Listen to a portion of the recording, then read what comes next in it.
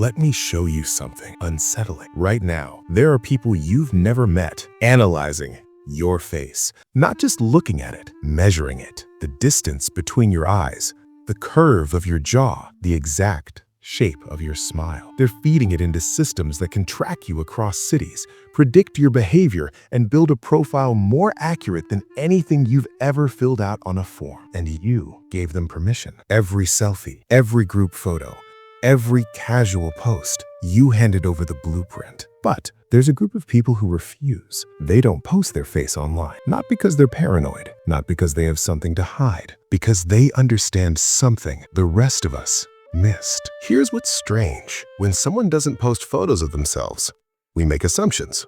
We think they're insecure about their appearance, antisocial, maybe even suspicious. Society has made digital visibility the default setting for trustworthiness.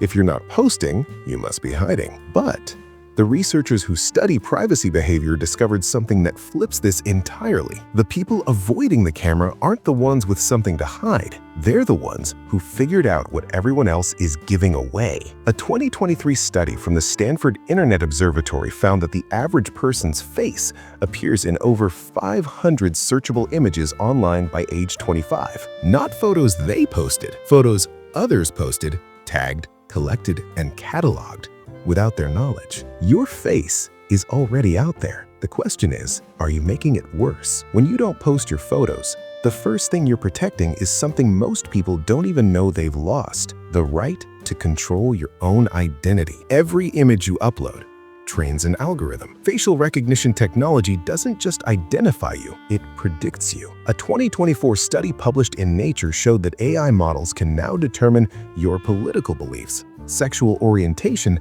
and even predict future health conditions just from analyzing facial features in photos. Not from what you write, not from what you click, just from your face. The people who refuse to participate aren't rejecting technology, they're rejecting permanent visibility, because once your face is mapped, it never unmaps. But there's something deeper happening, something that goes beyond data and algorithms. Think about how we behave when we know we're being photographed.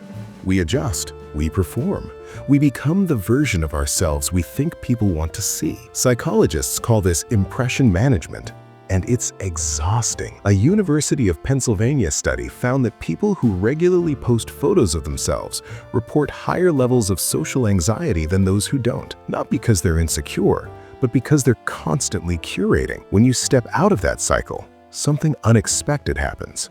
You stop performing.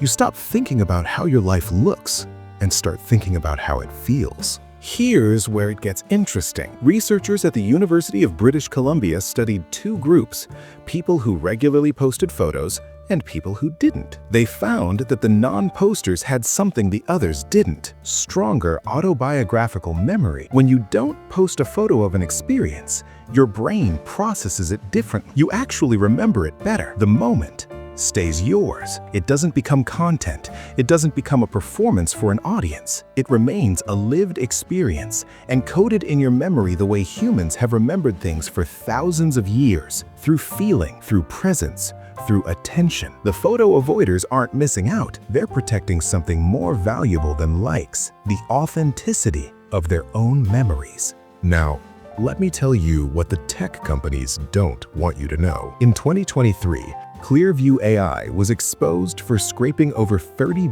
billion images from social media platforms without consent. They built a facial recognition database more comprehensive than any government registry. Who's using it? Police departments, private investigators, corporations running background checks. And the people in those photos? They never agreed to be in a surveillance database. They just posted a selfie at brunch. The people who avoid posting their photos didn't escape this completely. Remember, others can still post you, but they minimized their footprint. They didn't volunteer. And here's the twist. Once you're in systems like this, you can't get out. There's no delete button, No opt-out form, your face becomes public infrastructure. But protection isn't just about what others do with your image. It's about what you protect within yourself. A 2024 Harvard study on digital wellness revealed something fascinating. People who limited their photo sharing reported significantly higher levels of self-acceptance than heavy posters. Not because they looked better, because they stopped seeking external validation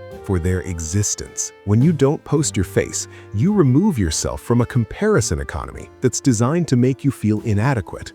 You're not competing in a beauty contest you never signed up for. You're not wondering why your post got 47 likes when someone else got 300. You're free. Think about the last time you posted a photo of yourself. Be honest. How long did you spend choosing it? How many did you delete first? How often did you check back to see the response? That energy, that attention belonged to you. You spent it on strangers' opinions. The people who don't post aren't avoiding connection.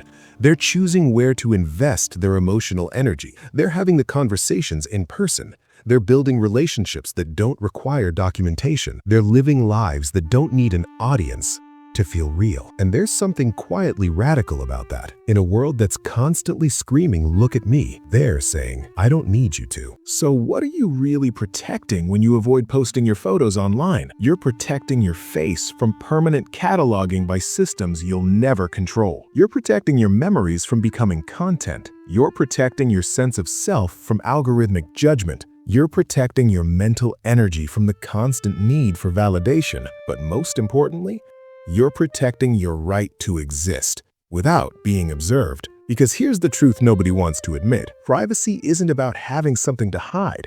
It's about having something to keep. And in a world where everything is shared, keeping something for yourself is the most valuable act of all. The people who don't post their photos aren't paranoid. They're not antisocial.